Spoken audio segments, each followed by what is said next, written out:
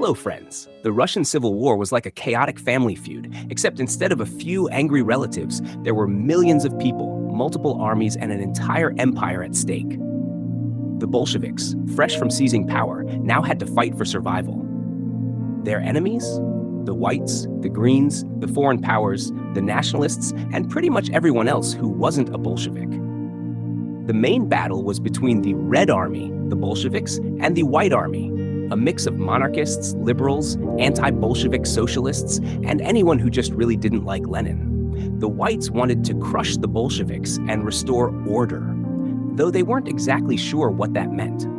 But this war wasn't a simple two-sided fight. Russia was breaking apart. The Greens were peasant armies who fought both the Reds and the Whites because they didn't trust either side. The nationalists in Ukraine, Georgia, and Central Asia wanted independence. The Allied powers, Britain, France, the US, and Japan, sent troops and supplies to the whites because they feared Bolshevism would spread.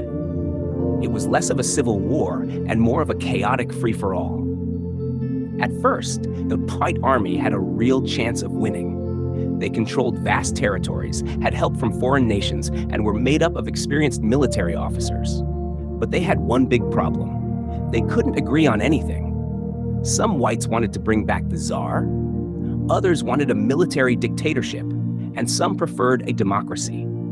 They also treated the peasants terribly, executing Bolshevik supporters and restoring the landowners' power. Not exactly the best way to win public support. Meanwhile, the Red Army had something the whites didn't: unity, discipline, and Leon Trotsky. The Bolsheviks used propaganda brilliantly, portraying the whites as a return to the oppressive past. Their message was simple. The whites want to bring back the landlords and aristocrats. The Bolsheviks will give you land, peace, and bread. But propaganda alone wasn't enough. Trotsky turned the Red Army into a disciplined, effective force. He introduced strict rules, reorganized leadership, and even forced his ex-officers to serve under Bolshevik supervision. His famous armored train allowed him to travel quickly to critical battles, making sure the Red Army stayed strong wherever the fighting was fiercest. Another Bolshevik advantage? Geography. The Reds controlled Moscow and Petrograd, the industrial heart of Russia.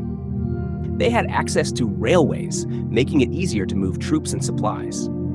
The whites, on the other hand, were scattered across different regions, making coordination nearly impossible.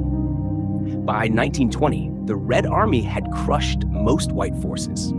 The last major white general, Wrangel, fled Russia in late 1920, and the Civil War was effectively over.